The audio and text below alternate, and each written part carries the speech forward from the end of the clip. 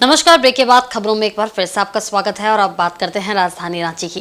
रांची के एक होटल में केंद्रीय वित्त मंत्री निर्मला सीतारमण से मिलते हुए व्यवसायी विष्णु अग्रवाल की तस्वीर सोशल मीडिया पर वायरल होते ही झारखंड में राजनीति गर्म हो गई है। तरह तरह के कयास लगाए जा रहे हैं।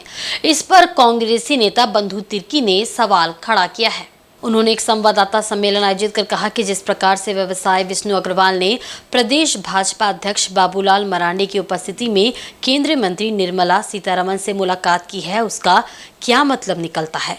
उन्होंने भाजपा और प्रवर्तन निदेशालय से चुनौती भरे लहजे में रांची के न्यूक्लियस मॉल के जांच की मांग की है। बता दें कि सेना सहित अन्य जमीन घोटाले के आरोप में व्यवसायी विष्णु अग्रवाल जेल जा चुका है। बता दें कि विष्णु अग्रवाल को ईडी ने गिरफ्तार किया था, जमानत पर बाहर है, जबकि ईडी वित्त मंत्री के अधीन ही आता है। अब विष्णु अग्रवाल जैसा अरबपति खरबपति, मैं तो कहा कि अगर केंद्र सरकार को इतना दम और हिम्मत है, ईडी को इतना दम और हिम्मत है, भाजपा के नेताओं को दम और हिम्मत है, तो न्यूक्लियस मॉल का पूरा जितना पूरा उसको जांच करे, विष्णु अग्रवाल का पूरा जांच करे, बताए कौन कौन नेता है इन्वॉल्व है पता चले, और ऐसे नेताओं को कड़ी से कड़ी कार्रवाई भी होनी चाहिए। बताए सवाल ये हम इसके लिए नहीं बोल रहे हैं आपको, इस राज के प्रति लोगों का क्या भावना है, किस तरीके से सोच करके बिल्कुल चीरहरण कर देने का काम कर रहे हैं, लोगों को बताइए। कल यहाँ पर ऐसे बड़े नेता जिन लोगों से राज को उम्मीद करता है, सीतारमण आ रही है, तो मुझे तो लगता है झारखंड, सीतारमण जी का कल हमने अखबार में देखा है कि झारखंड को पिछड़ा राज नहीं मानती। मैडम जी रेडिसन ब्लू का होटल में बैठ करके एक दिन थिएटर चले जाओ ना, चले जाओ अमरा पानी, चले जाओ कमरा बोलो, पता चल जाएगा तुमको। यही लोग तो वैसे लोगों के साथ इनके साथ होता है। चले जाओ वहाँ बंदर चूहा, चले जाओ, पता चल जाएगा तुम्हारा क्या स्थिति है यहाँ पर लोगों को, और बोलते हो कि झारखंड पिछड़ा राज नहीं है। जमशेदपुर संसदीय क्षेत्र में आगामी 25 मई को मतदान होना है। इसको लेकर जिला प्रशासन की तरफ से तैयारी चल रही है। शुक्रवार को चुनाव जनरल ऑब्जर्वर एवं पुलिस ऑब्जर्वर के द्वारा कोऑपरेटिव कॉलेज में बने डिस्पैच सेंटर एवं मतगणना केंद्र का निरीक्षण किया गया। इस दौरान जिला निर्वाचन पदाधिकारी अनन्या मित्तल, वरीय आरक्षी अधीक्षक किशोर कौशल समेत तमाम आला अधिकारी मौजूद थे। इस दौरान अधिकारियों ने पूरे सेंटर का भौतिक निरीक्षण किया और जो थोड़ी बहुत खामियां मिली उन्हें दूर करने का निर्देश दिया। जिला निर्वाचन पदाधिकारी ने कहा कि कड़ी सुरक्षा में सेंटर को रखा गया है। सेंटर के चारों ओर सीलिंग दी गई है, साथ ही भारी संख्या में पुलिस बल की तैनाती मजिस्ट्रेट के नेतृत्व में की गई है। यहाँ शुक्रवार से बाहरी लोगों के प्रवेश पर रोक लगा दी गई है। जिले के 3 विधानसभा जिसमें जमशेदपुर पूर्वी, जमशेदपुर पश्चिमी एवं जुगसलाई क्षेत्र शामिल है, उनके ईवीएम मशीनों को डिस्पैच सेंटर में सील कर रख दिया गया है। उन्होंने कहा कि शांतिपूर्वक और निष्पक्ष चुनाव संपन्न करवाने को लेकर जिला प्रशासन तैयार है। वहीं एसएसपी ने कहा कि केंद्रीय चुनाव आयोग के दिशा निर्देश पर ईवीएम की सुरक्षा की जिम्मेवारी जिला पुलिस के ऊपर है। उसके हिसाब से है या नहीं, तो उसको अप्रोप्रिएट पाया गया है और जो भी उन्होंने छोटे मोटे हम लोगों को दिशा निर्देश उपलब्ध करवाए हैं और माइनर करेक्शंस उन्होंने हमें करने को बोले हैं, वो हम लोग करके उसको रिपोर्ट करेंगे। ईवीएम आ गया है सर, 3 कॉन्स्टिट्यूंसीज़ का जो ईवीएम है जिसका डिस्पैच होना है आफ्टर फर्स्ट रैंडमाइजेशन, वो हमारा यहाँ पर आ गया है और रेस्ट 3 जो है हमारा LBSM में पहुँच गया है और अब ये कंप्लीट मजिस्ट्रेट और पुलिस प्रोटेक्शन में ये बिल्डिंग है और इसमें अनाधिकृत प्रवेश जो है वो वर्जित है। और ये पहले से ही कल हमारा जो है ईवीएम जब पहुँच गया है तभी से हमारा इसमें अनाधिकृत प्रवेश जो है वो वर्जित किया जा चुका है। काउंटिंग को लेकर सर जो रूम सब है वो तैयार है? बिल्कुल, काउंटिंग रूम्स हमारे तैयार हैं 3 कॉन्स्टिट्यूंसीज एंड रेस्ट हमारे अभी प्रिपेयर हो रहे हैं, जो कि अदर फ्लोर पे हैं, तो वहाँ की सिक्योरिटी का कोई इशू को हम लोग देखते हुए वो प्रिपेयर करवा रहे हैं। रूम जो है और जो कि पोल ईवीएम भी आकर के चुनाव के दौरान ये डिस्पैच सेंटर की तरफ ही यूज़ होगा और उसके पश्चात पोल ईवीएम यहीं पर आकर के मंडारित होने हैं।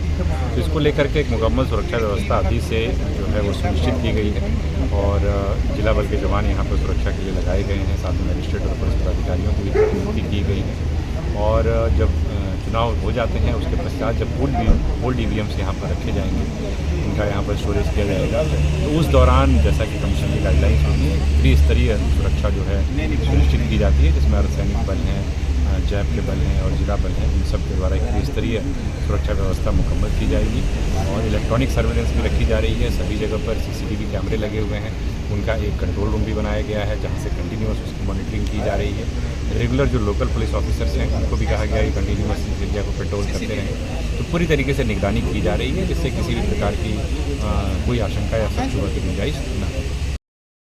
पश्चिमी सिंहभूम के मनोहरपुर में शुक्रवार को छत्तीसगढ़ के मुख्यमंत्री विष्णुदेव साय ने सिंहभूम संसदीय सीट से एनडीए समर्थित भाजपा प्रत्याशी सांसद गीता कोड़ा के पक्ष में जनसभा की। उन्होंने गीता कोड़ा को भारी मतों से जिताने की अपील की। कार्यक्रम में जिला अध्यक्ष संजू पांडे, पूर्व विधायक गुरुचरण नायक सहित अन्य मंच पर मुख्य रूप से मौजूद थे। छत्तीसगढ़ के सीएम विष्णुदेव साय ने चुनावी सभा को संबोधित करते हुए कहा कि ये मेरा ननिहाल प्रदेश है। खूंटी लोकसभा क्षेत्र में मेरा नानी घर है। यहाँ से मेरा काफी गहरा रिश्ता रहा है। छत्तीसगढ़ और झारखंड दोनों जुड़वा प्रदेश है। वर्ष 2000 में दिवंगत पीएम अटल बिहारी वाजपेयी ने झारखंड अलग राज्य बनाकर यहाँ के लोगों को उनका हक और अधिकार दिया था। उन्होंने कहा है कि हमारे पीएम गरीब का बेटा है और तीसरी बार फिर से उन्हें पीएम बनाकर देश की प्रगति को और तेज गति देनी है। कांग्रेस की सरकार में भ्रष्टाचार से जनता त्रस्त थी, लेकिन आज भ्रष्टाचार पर नकेल कसने का काम हो रहा है। जनता को उनका पैसा पूरा मिल रहा है। केंद्र की मोदी सरकार ने जम्मू से धारा 370 हटाया, राम मंदिर बनाकर जनता से किया अपना वादा पूरा किया। कांग्रेस और झामुमो सहित पूरे इंडी गठबंधन ने राज्य को सिर्फ लूटा है। झामुमो प्रत्याशी जोभा मांझी ने माइंस मजदूर और यहाँ की जनता के लिए कुछ नहीं किया। वहीं गीता कोड़ा ने कहा कि अब की बार 400 पार होकर रहेगा। जगह जगह इंडी गठबंधन के लोग जाकर झूठ फरेब फैलाकर लोगों को बरगला रहे हैं। झारखंड को भाजपा ने बनाया है और इसलिए झारखंड को संवारने का काम भाजपा ही करेगी। वहीं सिंहभूम लोकसभा क्षेत्र से इंडिया गठबंधन की प्रत्याशी जोभा मांझी शुक्रवार को जिला बार एसोसिएशन में चुनाव प्रचार करने पहुंची। वहीं बार एसोसिएशन के महासचिव अधिवक्ता फादर अगस्तिन कुल्लू ने जोभा मांझी को पुष्पगुच्छ देकर उनका भव्य स्वागत किया। इस दौरान जोभा मांझी ने अधिवक्ताओं से अपने पक्ष में वोट देने की अपील की। इस अवसर पर मुख्य रूप से झारखंड स्टेट बार काउंसिल के सदस्य अनिल कुमार महतो, जिला बार एसोसिएशन के अध्यक्ष रामेश्वर प्रसाद, उपाध्यक्ष कैसर परवेज के अलावे काफी संख्या में अधिवक्तागण मौजूद थे। इधर 7वें चरण के लोकसभा चुनाव के तहत राजमहल लोकसभा सीट के लिए शुक्रवार को 2 प्रत्याशियों ने नामांकन का पर्चा दाखिल किया। राजमहल लोकसभा सीट के लिए अब तक 5 प्रत्याशी नामांकन का पत्र दाखिल कर चुके हैं। उक्त जानकारी रांची के धुर्वा स्थित निर्वाचन आयोग कार्यालय में मुख्य निर्वाचन पदाधिकारी के रवि कुमार ने दी। उन्होंने बताया कि दुमका लोकसभा सीट के लिए आज 3 प्रत्याशियों ने नामांकन का पत्र दाखिल किया है। दुमका लोकसभा सीट के लिए कुल प्रत्याशियों की संख्या अब तक 3 है। गोड्डा लोकसभा सीट के लिए शुक्रवार तक 10 प्रत्याशियों ने नामांकन का पर्चा दाखिल किया है। इस तरह से तीनों लोकसभा सीट के लिए अब तक 18 प्रत्याशियों ने नामांकन का पर्चा दाखिल किया है। शनिवार और रविवार होने की वजह से 11 और 12 मई को नामांकन नहीं किया जाएगा। मुख्य निर्वाचन पदाधिकारी ने कहा कि 6ठे चरण के लोकसभा चुनाव के तहत धनबाद लोकसभा सीट के लिए पहली बार एक किन्नर प्रत्याशी ने नामांकन का पर्चा दाखिल किया है। सुनैना किन्नर नाम की प्रत्याशी निर्दलीय उम्मीदवार के रूप में धनबाद लोकसभा सीट के लिए नामांकन का पर्चा दाखिल किया है। राजमहल में अभी 5 कैंडिडेट है, दुमका में 3 कैंडिडेट है, गोड्डा में 10 कैंडिडेट है। कल परसों 11 में 12 मई को कोई नॉमिनेशन प्राप्त नहीं की जाएगी, वो 3rd सैटरडे संडे के कारण। अभी हम लोग नॉमिनेशन में 6th फेज में हम लोग नॉमिनेशन कंप्लीट हुई। उसमें पहले बार झारखंड में देखा जा रहा है एक 3rd जेंडर कैंडिडेट भी पहले बार हम लोग को दुमका धनबाद में अपने नॉमिनेशन फाइनल करके हुआ। अभी तक हम लोग के पास ऐसा हिस्ट्री नहीं है, हम लोग के पास कोई ऐसा कोई कैंडिडेट था। एक सुनैना किन्नर करके एक 3rd जेंडर है, वो अभी इसी बार नॉमिनेशन दाखिल धनबाद में।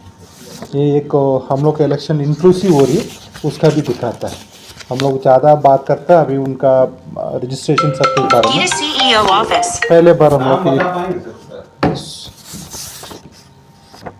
सुनैना किन्नर SUNAINA किन्नर। फिर हम लोग को सीसर में देखेंगे, कल वो 71 लाख का टोटल सीसर हुई।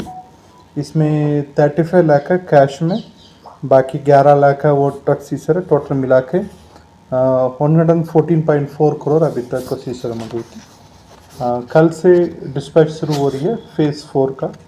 P-2 में कहाँ कहाँ पर डिस्पैच था, एयर ट्रैपिंग वो एक्टिविटीज़ वो कल से शुरू हो रही है। अभी आपका सिंहभूम एरिया में सिंहभूम में वहाँ पर डिस्पैच है कल से। बाकी जहाँ पर भी कहाँ P-2 का लोकेशन है वहाँ पर डिस्पैच वो कल शुरू होगी।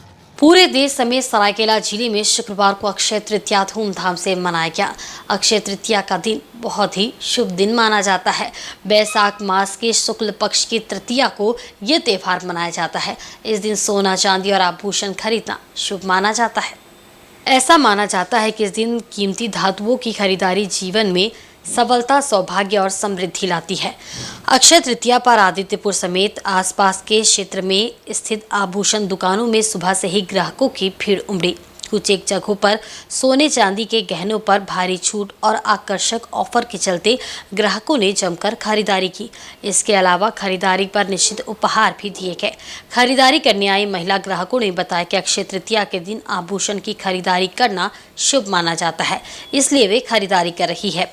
आभूषण कारोबारी मुकेश कुमार ने बताया कि ग्राहकों को देखते हुए उनके सुविधा अनुसार वाजिब दर और आकर्षक ऑफर दिए जा रहे हैं, जिसका लाभ ग्राहक उठा रहे हैं। इस साल अक्षय तृतीया सबसे अच्छा चल रहा है पिछली बार की तुलना से। इस बार का अक्षय तृतीया मैंने लोगों का रुझान काफ़ी है। सुबह से ही भीड़ लगा हुआ है। लोग गोल्ड और सिल्वर में विशेष छूट दे रहे हैं मेकिंग चार्ज पर।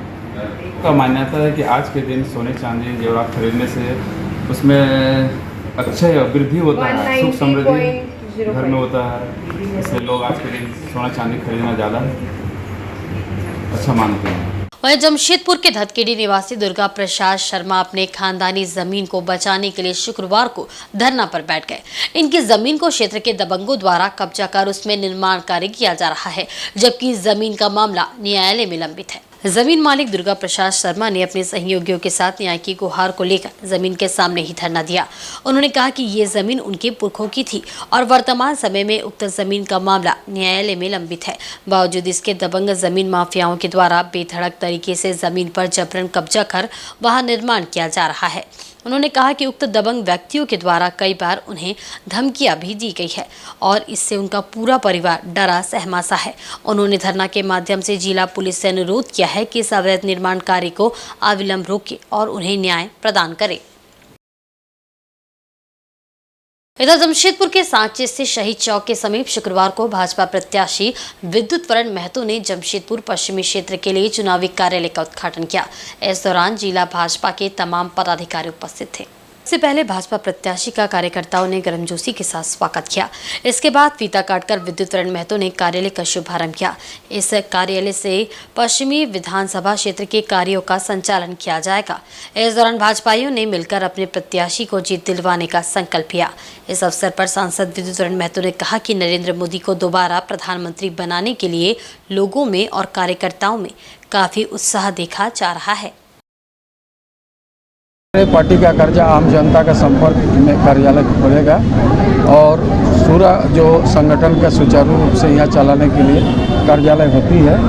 बहुत सारे चीज़ों का यहाँ से कार्यकर्ताओं के साथ मिलकर आम जनता के साथ मिलकर उनका हर चीज़ देखा जाएगा कि इलेक्शन के मामले में कहीं किसी तरह की कोई दिक्कत ना हो। पूरी एक कम्युनिकेशन का एक हब टाइप का रहेगा ताकि किसी का कोई पब्लिक या कोई आम जनता का दिक्कत नहीं। वहीं अक्षय तृतीया पर सरायकेला के प्राचीन जगन्नाथ मंदिर में भगवान जगन्नाथ के रथ निर्माण कार्य प्रारंभ हुआ। यहाँ उड़ीसा के पुरी की तर्ज पर भगवान जगन्नाथ, अग्रज बलभद्र और बहन सुभद्रा की रथ यात्रा निकाली जाती है। पूरा कार्यक्रम श्री जगन्नाथ सेवा समिति के द्वारा आयोजित किया जाता है। यहाँ परंपरा अनुसार रथ निर्माण से पूर्व भगवान जगन्नाथ के रथ के पहिए की पूजा की जाती है। इस वर्ष भी परंपरा का निर्वाह करते हुए पहले भगवान जगन्नाथ के रथ के पहिए की पूजा की गई, जिसमें कार्तिक परीक्षा यजमान स्वरूप बैठे। मौके पर समिति के अध्यक्ष सिद्धार्थ शंकर सिंहदेव तथा अन्य श्रद्धालु मौजूद थे। श्री जगन्नाथ सेवा समिति के अध्यक्ष ने कहा है कि पुरी की तर्ज पर सरायकेला में भी रथ यात्रा उत्साह का आयोजन किया जाता है। इसके लिए भगवान जगन्नाथ के रथ का निर्माण कार्य अक्षय तृतीया से प्रारंभ हो जाता है। इस कार्यक्रम में पंडित सानू आचार्य, पंडित ब्रह्मदेव महापात्र, बादल दुबे, सुदीप पटनायक एवं अन्य उपस्थित थे। जगन्नाथ मंदिर परिसर में परंपरा एवं रीति नीति के साथ रथ यात्रा, आगामी रथ यात्रा को देखते हुए रथ निर्माण कार्य का अनुकूल किया गया। जैसे पुरी के तर्ज पर यहाँ भी सरायकेला में भी उड़िया संस्कृति के आधार पर, जगन्नाथ संस्कृति के आधार पर रथ का नीति नियम से किया जाता है। आज उसी का शुभारंभ किया गया। अक्षय तृतीया को रथ कार्य का शुभारंभ किया जाता है। पुरी में भी होता है ये, और उसी निमित्त आज सरायकेला में भी, हमारे जगन्नाथ मंदिर में भी रथ का निर्माण कार्य का शुभारंभ किया गया। और जो भी जैसे पुरी में होता है, जगन्नाथ संस्कृति के आधार पर रथ यात्रा का जो भी रीति नियम है उसको हम लोग इसको आगे भी करते रहेंगे। पूर्वी सिंहभूम जिले के पोटका स्थित हेसरा चौक में बैशाख महीने की तपती गर्मी और चल रही लू को देखते हुए ग्रामीणों के द्वारा शीतल पेयजल एवं चना गुड़ की व्यवस्था की गई है। इसका उद्देश्य इस तेज धूप में आने जाने वाले यात्रियों एवं राहगीरों को राहत पहुंचाना है। गांव के प्रधान राम रंजन प्रधान ने कहा कि बैसाख महीना है, काफी गर्मी है।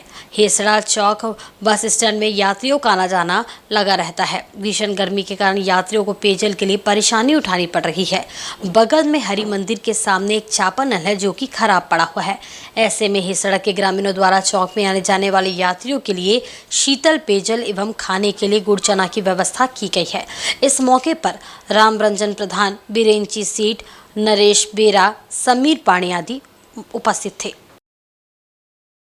ये हेसरा चौक में हम लोग जामुन गाछ के नीचे पानी का व्यवस्था किया। बड़ी धूप के कारण आने जाने के लिए सब जगह पूरा हाल होता था पानी के लिए, इसीलिए चना और पानी का व्यवस्था किया ग्रामीण द्वारा, ताकि स्टैंड के सामने बगल में जो चापाकल है वो भी खराब पड़ा हुआ है कि स्टैंड में आते यात्री लोग परेशान हो रहा है पानी के चलते।